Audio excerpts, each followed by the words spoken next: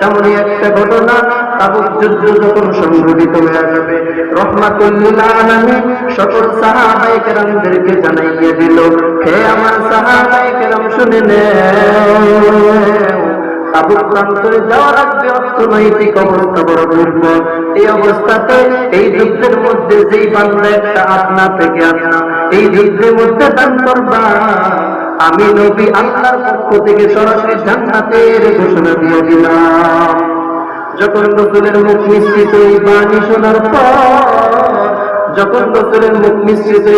শোনার পর ওই আবু বকর চলে গেলেন বাড়ির মধ্যে, ওই ওমর চলে গেলেন বাড়ির মধ্যে।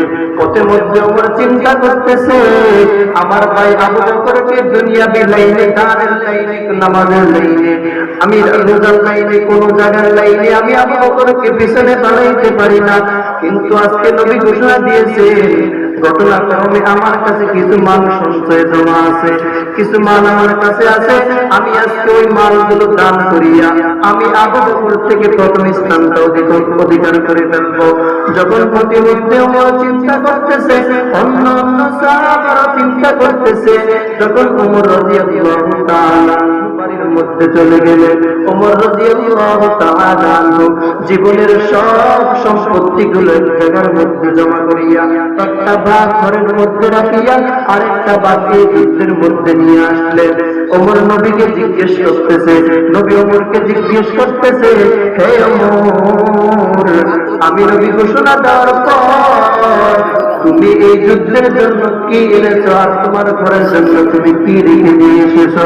ওমর ডাক দিয়া বলে, নবী আমার, আপনার এই মুখ মিশ্রিত বাণী শোনার পর আমি ওমরকে আর নিজেকে নিজে ধরে রাখতে পারলাম না। নবী আমার, আমি আমার ঘরের মধ্যে চাই আমার জিন্দেগির সব সম্পত্তি গুলো এক জায়গার মধ্যে জমা করিয়া দুইটা ভাগ করিয়া একটা ভাগ আমি যুদ্ধের জন্য এনেছি, আরেকটা ভাগ আমি আমার ঘরের জন্য রেখে দিয়ে আসলাম। এবারে যখন আবু বকরের পালা চলে আসলেন, নবী মসজিদে নববীর মধ্যে বসিয়া মালগুলো একসিপ করতেছে।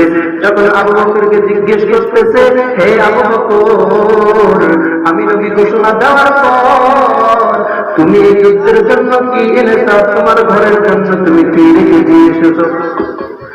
আবু বকর ডাক দিয়া বলে, নবী আমার, আপনার মুখ মিশ্রিত এই বাণী শোনার পর আমি আবু বকর ঘরের মধ্যে চলে গেলাম। আমি আবু বকর ঘরের মধ্যে যাওয়ার পর আমি আবু বকরের জিন্দেগির যত ধন সম্পদ আছে সব সম্পত্তিগুলো এক জায়গার মধ্যে জমা করিয়া একটা ভাগ করি নাই। এই সব সম্পত্তি আমি যুদ্ধের জন্য নিয়ে আসলাম।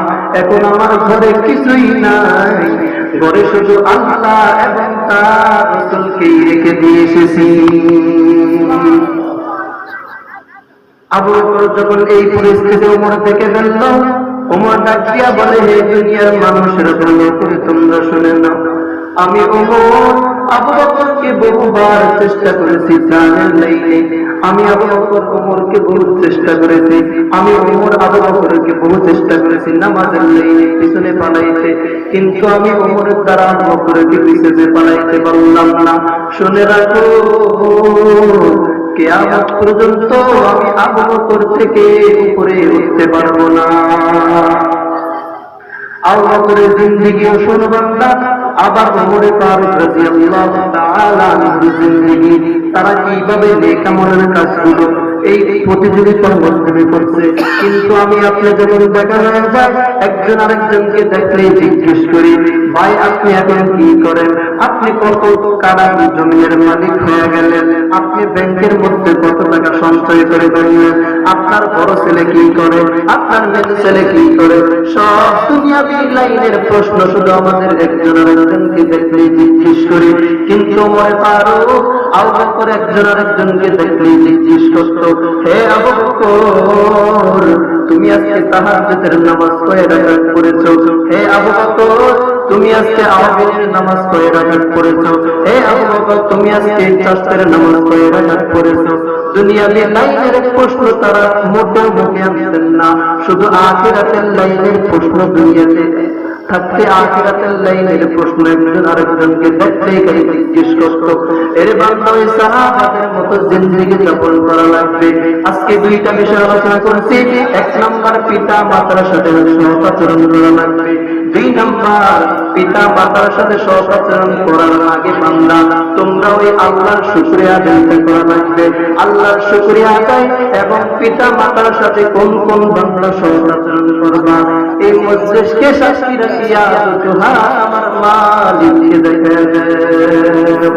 ও দয়ার মালিক, আয় আল্লাহ, তোর খলিফা শাসন ইউনিয়নের আল্লাহ তাফসীর কমিটি আল্লাহ, আয় আল্লাহ এত সুন্দর আয়োজন করেছে। আয় আল্লাহ, আমি আল্লাহ এলেমবিহীন আমলবিহীন আল্লাহ যতটুকু আলোচনা আল্লাহ আলোচনা করলাম তোমার, আয় আল্লাহ এই প্রত্যেকটা বান্দাকে ওই কথাগুলোর উপর আমল করে জিন্দেগি যাপন করার তৌফিক দান করো সকলে পড়ি আমিন। আরো জোরে পড়ি আমিন।